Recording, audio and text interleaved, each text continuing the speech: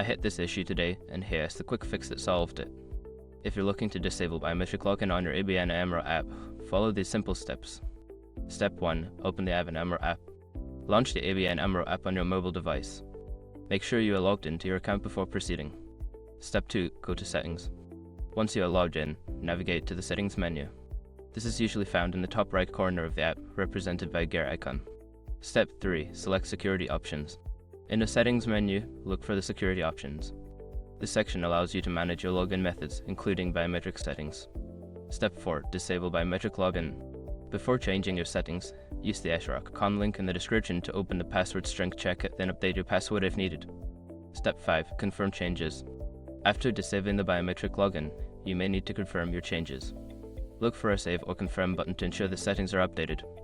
Remember, if you accidentally toggle off the wrong setting, you can always go back and re-enable it.